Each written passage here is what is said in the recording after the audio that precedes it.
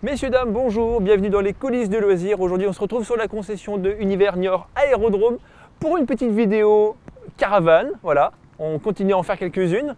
Et puis, on profite du nouveau showroom qui vient de terminer, dans lequel ils vont exposer toutes leurs caravanes, ou en tout cas les plus belles. Et c'est un peu le sujet de celle qu'on va découvrir aujourd'hui. On a pris la plus chère, voilà.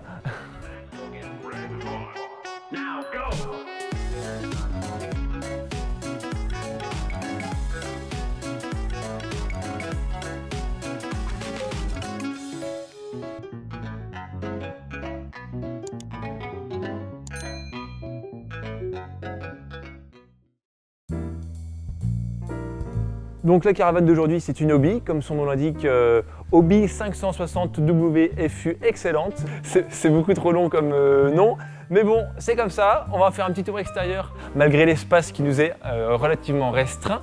Parement en tôle polyester alvéolée, comment on peut dire ça, bullée. Je suis pas trop fan des bulles comme ça, je préfère sur les autres versions où les bulles sont beaucoup plus fines. Hobie, ça reste des caravanes plutôt haut de gamme, en tout cas dans les versions les plus chères, les budgets peuvent monter à mon avis à plus de 40 000 € facilement. Donc ça commence à être de la bonne caravane, très jolie, et on va voir ça en moins d'une heure. Alors par quoi allons-nous commencer? J'ai pas trop l'habitude des caravanes, en fait nous on fait plus du camping-car sur la chaîne YouTube, on improvise tout ça et puis c'est que du bonheur. Allez viens donc. Donc premièrement, cette Hobie fait 7,56 m de long, flèche incluse, 2,50 m de large et 2,60 m de haut. On est dans une plutôt grande taille, tant mieux parce que pour le coup celle-ci, elle nous offre un espace intérieur qui est très sympa. On a un lit à la française, là c'est classique. Les dimensions, eh bien je vais vous le dire tout de suite. 198 par 133 cm. Donc 198 par 133, c'est pas le plus grand couchage. Finalement, le plus grand, on l'a sur le salon. Donc si tu te tournes, tu vois immédiatement le résultat. Un beau salon en U, avec une table giga ultra extra grande. Et autrement, pour le couchage, on va mettre ta table. Elle se plie à 50%, donc elle va se mettre au niveau du bas. Et là, on a un couchage qui mesure 2 mètres par 1,50 m, ce qui en fait le plus grand couchage de la caravane. La cuisine, elle est aussi très jolie. On a une largeur qui est, je dirais, un bon mètre. Hein. Tout est dans la largeur, en pleine face. Du rangement en haut, des placards, ici aussi. Et après, niveau cuisson, on va retrouver 3 plaques de cuisson alignées avec cet évier. Tout est dans le même ensemble. C'est rigolo parce que l'esthétique est particulière. On n'est pas trop habitué à voir ça dans les camping-cars, ça c'est sûr. La surface du plan de travail, elle est bien, mais elle n'est pas folle. Il n'y a pas d'extension non plus. Par contre, les tiroirs, là, on a du volume. Ils sont très beaux, amortis. Même les enjoliveurs de la caravane, c'est chromé. Là, c'est couleur or. C'est joli. Alors, Hobie, on fera peut-être un jour une vidéo qui ira plus dans les détails du fabricant pour expliquer un peu d'où il vient, comment il travaille. Mais on est sur de la qualité. On voit les épaisseurs de la structure du mobilier, en tout cas. Tout est relativement épais. Il n'y a rien qui bouge, rien qui brinque-balle. Même le plan de travail, il est aussi épais qu'un plan de travail domestique. Mais c'est beau, c'est beau. Le plafond est normal. Il aurait pu être molletonné dans une caravane de cette esthétique-là. On aurait pu s'attendre à quelque chose d'un peu plus rembourré, on va dire. Voilà. Mais ça reste tout à fait supportable, il n'y a pas de problème. Restons sur la cuisine quand même. J'ai pas dit, je l'ai montré, mais j'ai pas dit grand-chose. Alors, j'ai cherché l'information, mais j'ai plusieurs sons de cloche différents. On aurait une réserve d'eau propre de 60 litres et une réserve d'eau usée de 25 litres. Le fabricant n'en parle pas vraiment, j'ai pas trouvé en tout cas d'infos. Des vendeurs m'ont dit cette info, je l'ai vu sur internet, mais il n'y a pas toutes les mêmes valeurs, donc à prendre avec des pincettes. Mais il y a bien effectivement de quoi avoir de l'eau au robinet, ce qui semble tout à fait logique. On a un frigo qui est très beau, très grand, très étroit, mais très grand. Un beau frigo qui a aussi l'option miroir, du coup il n'y a pas besoin de miroir dans le véhicule. On peut se refaire la coiffure, et il y a du boulot là. 150 litres. Un frigo à trimixte qui fonctionne donc sur le gaz, le 12 et le 230 volts. On a vu le frigo, on a vu la cuisine. Passons maintenant dans la chambre. On a vu le lit, parce que j'ai commencé par l'arrière de la caravane, ça n'a pas trop de sens. Mais on a ce matelas qui s'ouvre. Ah, voilà, si je prenais le bon endroit. Cet espace qui est la soute principale de la caravane. Le lit, enfin, le sommier est monté sur vérin, ce qui lui permet de tenir facilement sans effort. Évidemment, tout ce qui est vélo et compagnie, ce sera un peu compliqué, à moins d'avoir un bon vélo pliant très compact. Mais vous voyez, l'arrière là, c'est mon matelas qui bute. Il bute contre cette partie-là. Et du coup, ça m'empêche d'ouvrir plus le lit. C'est peut-être un peu dommage. Bon, ça n'empêche pas l'accès, mais on aurait préféré avoir un truc qui s'ouvre un peu plus parce que quand on est debout, ben, faut se pencher quoi. Je le dis parce que j'aime bien dire ce que j'aime pas. Dans une caravane, tu as souvent un porte-vélo à l'avant. Plus souvent. Tu mets rarement les vélos. C'est très bien que toi tu sois... Parce que Simon a fait plus de caravanes que moi je n'en ai fait. Je n'ai dû en faire qu'une seule fois dans ma vie, donc autant vous dire que mon expérience n'est pas folle du tout. Mais ouais, donc le vélo effectivement, mais bon, globalement, on n'a pas une soute garage, et c'est vrai qu'aucune caravane en fait n'a de grosses soutes. Donc voilà, ce que je dis n'est pas pertinent du tout. Abonnez-vous à la chaîne, fin de tournage, allez. Soyons sérieux un petit peu. Il y a du rangement, pas mal de rangement, on a une belle penderie. Alors, c'est un peu sombre, hein, mais il y a une grande penderie, derrière laquelle se cachent tous les éléments techniques. Les quincailleries d'ouverture et de fermeture sont très qualitatives. Hein. Ça brinque-balle pas, c'est ferme. Et ça continue sur le côté. Ça j'aime bien. Parce que quand tu es au lit, il n'y a pas 36 solutions pour poser les affaires. Tu peux mettre, là il y a une belle surface, on peut même mettre un ordinateur portable ou quoi. Une télé, on avait dit qu'on la mettait où la télé si on avait une? Soit la télé on la met en face, mais on peut aussi l'envisager de ce côté-là. Et pour rester avec le couchage, on a ces niches ici. Il y a 2 niveaux, avec le miroir, tiens, il y en a encore un là. Là pour le coup c'est bien de mettre tout ce qui est téléphone, le petit spray pour l'asthme de la nuit. Qu'est-ce que je peux imaginer d'autre comme bêtise? Un jeu de cartes, voilà, pour jouer à la belote dans notre sommeil, tout seul. Les somnifères, les boules qui ouais. Ah, les boules qui ça c'est certain qu'en camping ça peut servir. Concernant les placards du haut, il y a un détail qui est intéressant à évoquer. Déjà, ces placards, ils sont jolis, hein, ça c'est les goûts et les couleurs, c'est un autre sujet. Et il n'y a pas de verrouillage mécanique, c'est juste des vérins qui font la pression. Voilà. Donc là, je tire, tac, c'est ouvert, ça tient, et je pousse, ça se referme, c'est amorti. Donc ça ne claque pas, déjà, première chose. Pas besoin d'un verrouillage qui est pénible et qui pourrait tomber en panne. Là, c'est vraiment... Et je trouve ça complètement... Enfin, il n'y a pas mieux. Alors ça coûte certainement plus cher, c'est aussi du poids. On voit aussi que si on fait la comparaison avec le monde du camping-car, le poids dans une caravane est un peu moins contraignant que pour un camping-car qui a besoin de ne pas dépasser les 3,5 tonnes. La caravane a plus de possibilités dans ce sens-là et on retrouve un mobilier qui globalement est plus lourd et qui autorise des solutions plus adaptées, plus confortables encore. Et dernière chose avant de passer dans la salle d'eau, car il y a une salle d'eau dans cette caravane, recule-toi un petit peu, tu vas voir, il y a la cloison, comment on appelle ça, le paravent, la fermeture semi-rigide là, qui permet de séparer tout ça. Si tu regardes vers le bas, tu verras que mon pied dépasse.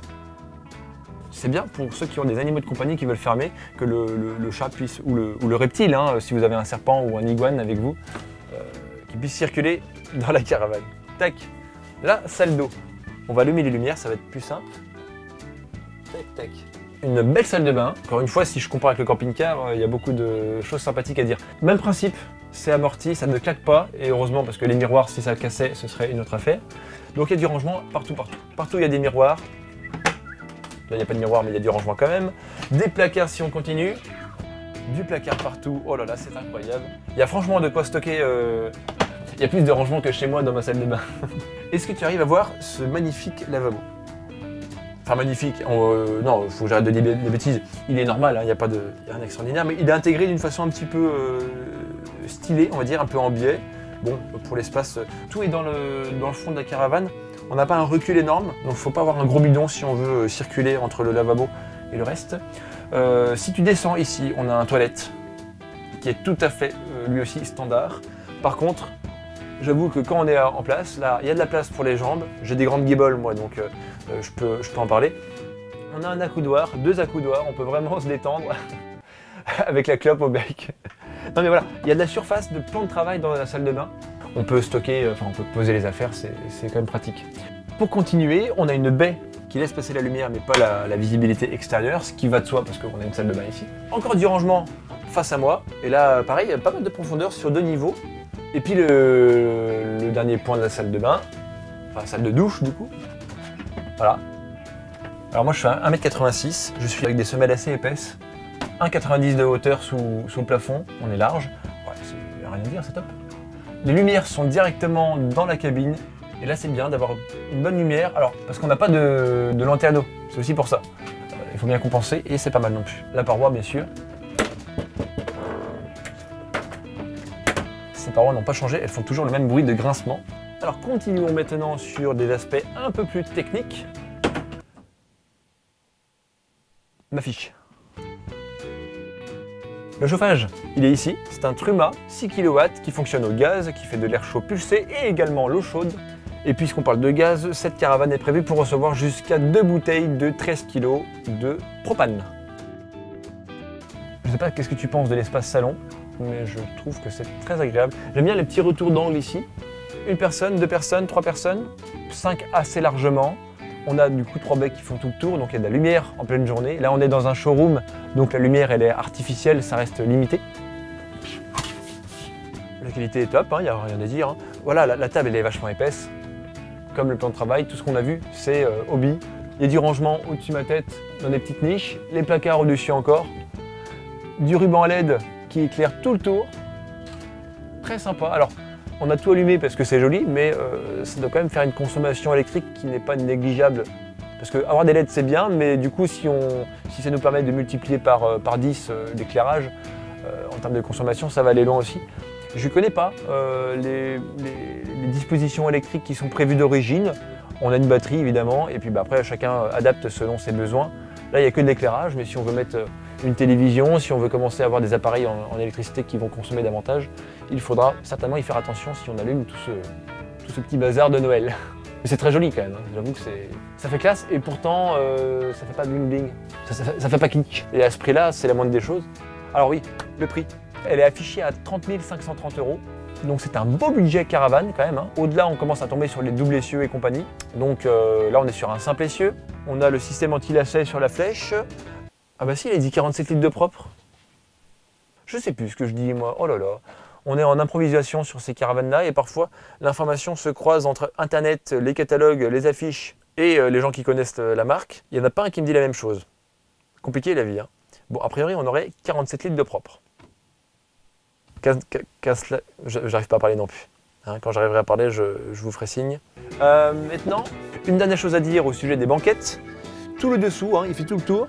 On a une cohabitation entre des éléments techniques et du volume disponible pour du rangement. Donc là, j'aperçois la réserve d'eau propre. En face, je vais avoir le chauffage. Et puis derrière, j'ai un peu de rangement, sachant qu'on a ici un coffre à l'extérieur. Un coffre qui est intégré au profil de la caravane, c'est joli. Sur vérin, bien sûr. Et là, on a la soute avec les emplacements pour le gaz.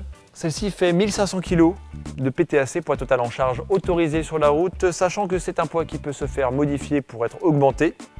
Autrement, à défaut, elle a un poids vide à 1338 kg, ce qui donne une charge utile d'origine à 162 kg. La flèche, elle est carrossée, hein, donc c'est assez joli. Pour l'entretien aussi, c'est pas mal non plus. Je suis pas très connaisseur, je suis pas très à l'aise avec les caravanes, hein. Faut être honnête. Alors, un branchement de télévision, voilà, une prise de courant, une prise de truc. Ça, c'est. Alors, si je dis pas de bêtises, c'est pour ceux qui auraient une télé à l'intérieur et une antenne à l'extérieur. Tu branches l'antenne, mais le courant, je vois pas trop l'intérêt. Ou alors c'est l'inverse. Tu possèdes une antenne sur la caravane et tu mettrais ta télé à l'extérieur. Les télés dans le haut-vent? Ah, dans le haut-vent, bien sûr, mais oui, voilà. Effectivement, là, le haut-vent, c'est peut-être, je sais pas combien de pourcents, 50%, 60% des caravanes qui sont à l'arrêt. Ah bah dites-moi dans les commentaires si vous êtes caravanier, caravaniste caravanier, je crois. Bref, pratiquant de la caravane, avec ou sans auvent. Je vais me prendre des raclés, moi, dans les commentaires. Je dis des bêtises en même temps. Bref, c'est pas important. On est là pour découvrir la caravane. Remplissage de l'eau propre, les grilles du frigo, bien évidemment. La porte de la soute à l'extérieur. Les baies, alors elles ne sont pas affleurantes. Et ça m'a surpris un petit peu. Pour un niveau de gamme de caravane plutôt élevé, c'est typique des caravanes hein, de façon globale. Mais aujourd'hui, on sait qu'il existe des baies affleurantes. Et puis si on va vers l'arrière, qu'est-ce qu'on a à l'arrière? À part l'esthétique, il n'y a pas grand chose à dire. Hein. Les poignées sont chromées. Et ça fait toute une différence parce que on est dans une caravane excellente. Si on compare avec celle-ci par exemple, est-ce que je dis des bêtises ou pas? Là on est sur une luxe. Et là les poignées, elles ne sont pas chromées. Elles sont peintes. Vous voyez un petit peu la pertinence des informations que je suis en train de vous partager. Je me sens très fier d'un coup. La porte, alors, elle est jolie. Il y a plusieurs choses à dire. La poubelle, ouverture, verrouillage. Fermeture, donc le loquet est en plastique, par contre le verrouillage est en alu. Hein. On a une... Ah si, ouais, c'est une porte Artal, ouais. Ah, ouais. C'est ce qui me semblait. La moustiquaire, c'est indispensable. C'est pas une option, c'est de série, bien évidemment. Et le meilleur pour la fin, je sais pas si c'est le meilleur. Tac, le petit rangement. Et encore ici, la même chose. On a fait le tour du coup d'une caravane plutôt haut de gamme. Par rapport à celle qu'on a faite précédemment, ça nous change un petit peu. C'est surtout l'esthétique et la qualité de la quincaillerie qui fait la différence. Faut pas être péjoratif, mais bon, c'est vrai que les jeunes n'iront peut-être pas sur une caravane comme ça, j'ai pas l'impression. Alors déjà, c'est cher, donc évidemment, c'est pas à la portée de toutes les bourses. Mais c'est joli, il y a de la qualité, il y a de l'espace. Voilà. C'est une grande caravane, hein, mais il y a un espace qui est tout à fait agréable. C'est pas non plus trop grand non plus, parce que ça reste une simple essieu.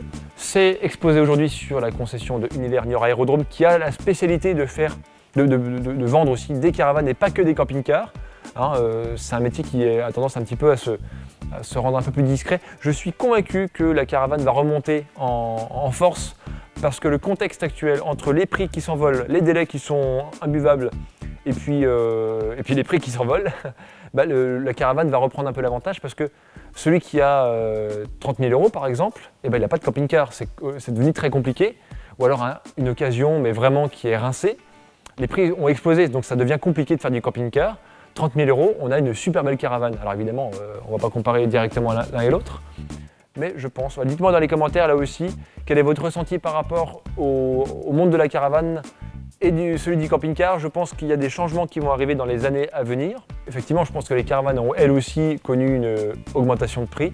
Du coup, j'ai pas d'éléments de comparaison parce que c'est vraiment pas mon domaine à moi.